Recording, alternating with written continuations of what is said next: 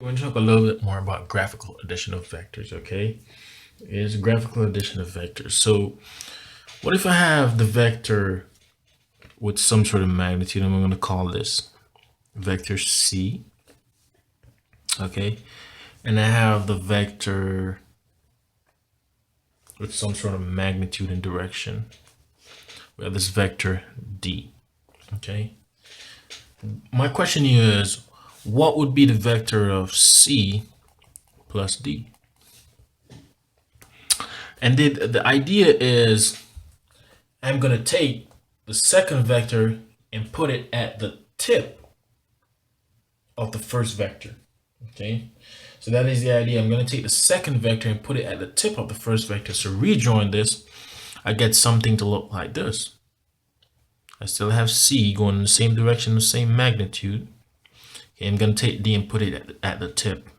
Okay, I'm going to take D's tail and put it at the tip. Let me be more specific. So I'm going to take D's tail and put it at the tip.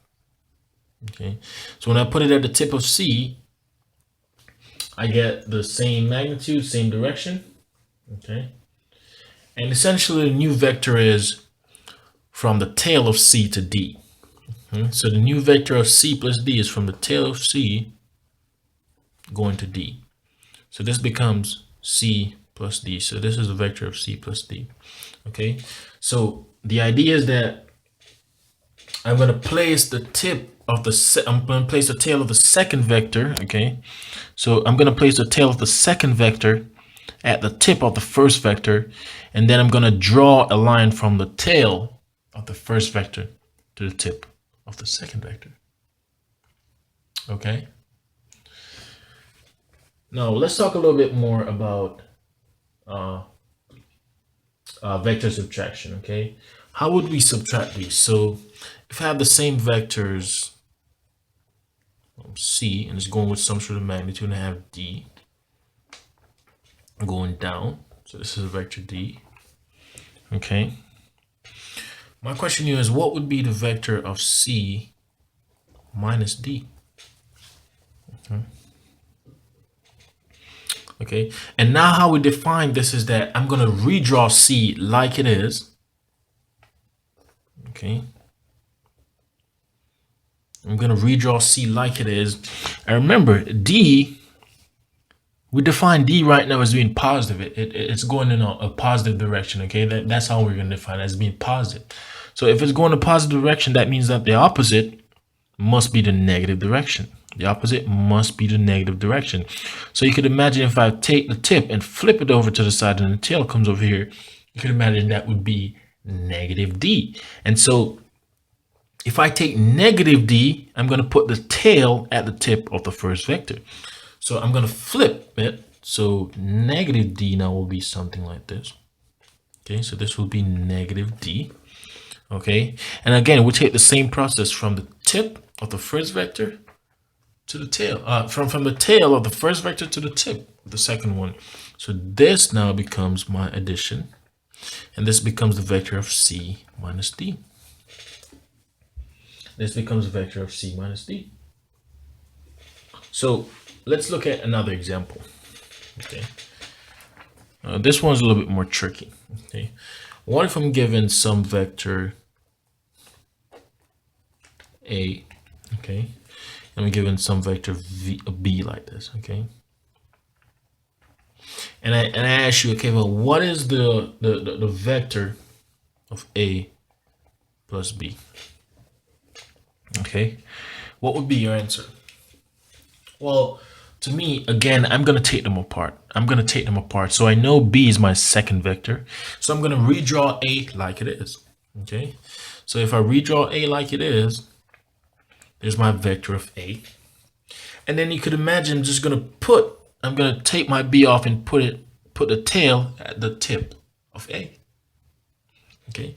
So B now becomes like this. This is a vector of B.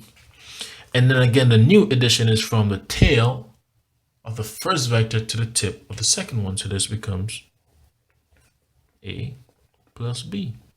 So notice I just took them apart and did the same process. Redraw my first vector like it is. Okay. I'm going to place the tail. I'm going to place the tail of the second vector at the tip of the first one, and then draw my line from the from the tail of the first vector to the tip. That will be my new vector addition. Now, a question that becomes important is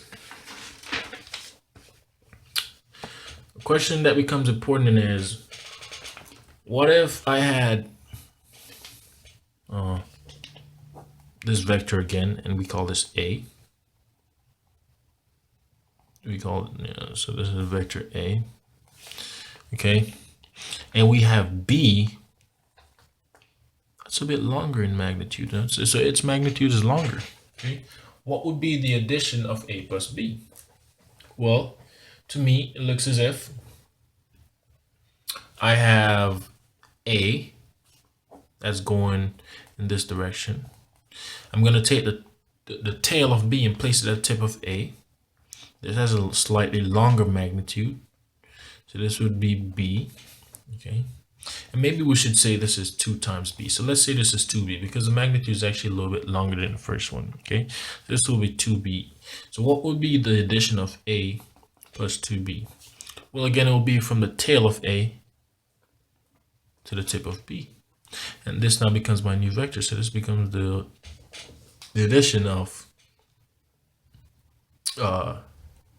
A plus 2B. Now, using the same analogy again, let's do some subtraction. So again, what if I have now A going in the same direction and I have B going down with the same magnitude? My question to you is, what would be the vector addition of 2A minus B? Okay.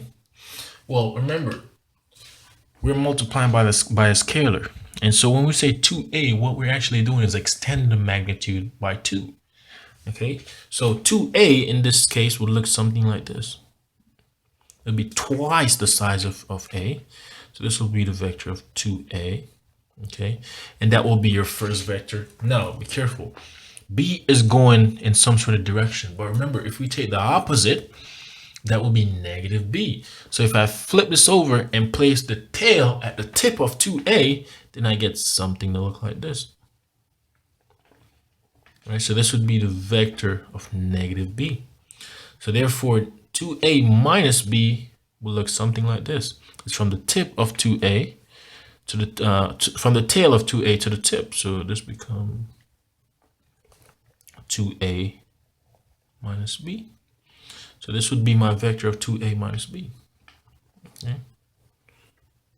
Yeah, this line is pretty horrible, but you get the idea. Okay. So again, nothing hard. I've shown you several different situations where you might see. And typically we don't use vector in 3D addition because it gets a little bit complicated.